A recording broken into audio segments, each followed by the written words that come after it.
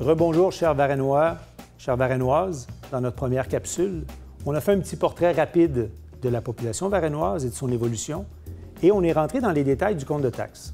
Maintenant, on entre au cœur de la stratégie des 12 dernières années.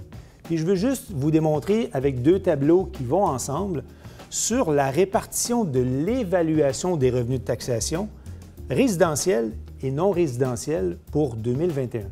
Vous devez savoir que les revenus de taxation à la Ville représentent à peu près 70 % en taxes.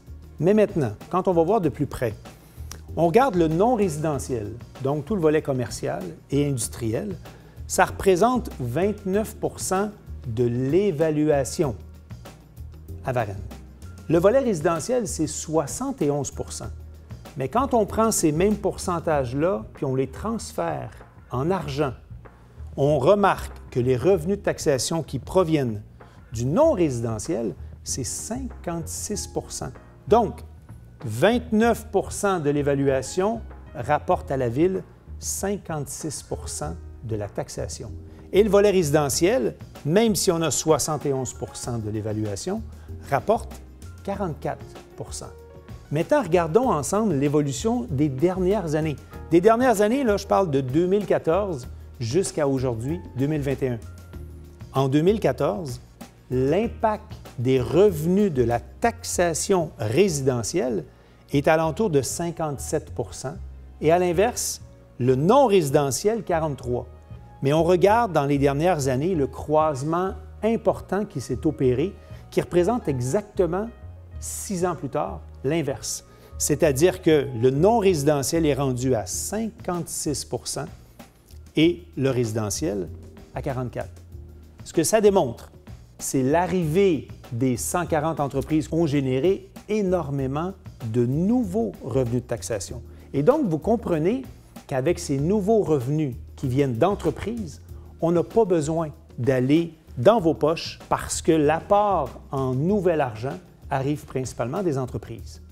On regarde maintenant, et celle-là est intéressante parce qu'on parle de l'évolution du budget de la Ville, le budget total. Lorsque nous sommes arrivés en 2009, le budget était de 28 millions de dollars. On se retrouve 12 ans plus tard et on est passé de 28 à 45 millions. Ça représente 61 % d'augmentation du budget de la Ville. Cette augmentation-là importante provient inévitablement des entreprises. Donc, vous venez de comprendre rapidement que notre stratégie a été de se consacrer sur les terrains disponibles pour attirer les entreprises à Varennes. Regardons maintenant de plus près. On regarde les revenus d'acquisition de vente dans le secteur Novoparc. Le secteur Novoparc, c'est Lionel Boulet, mais c'est principalement à l'extrémité près de la 30.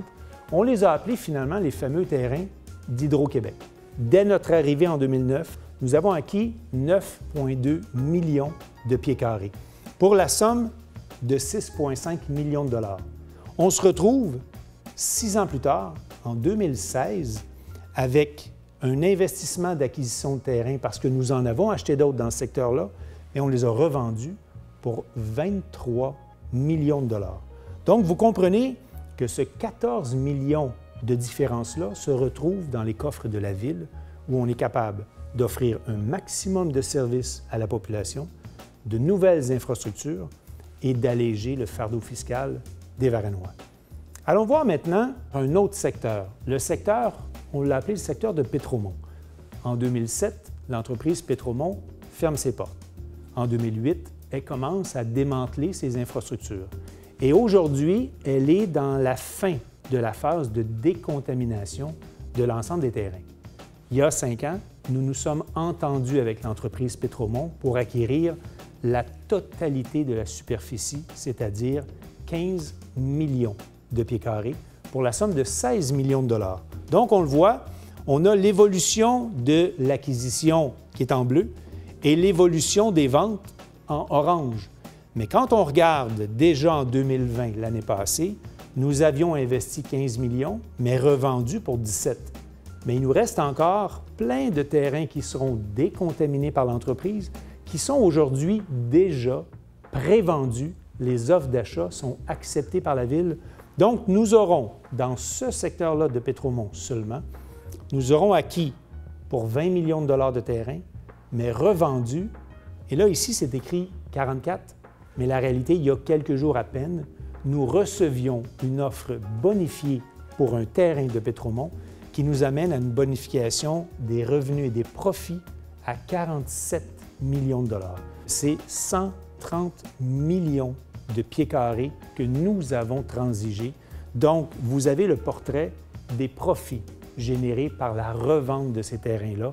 On parle d'au moins 150 de profits générés.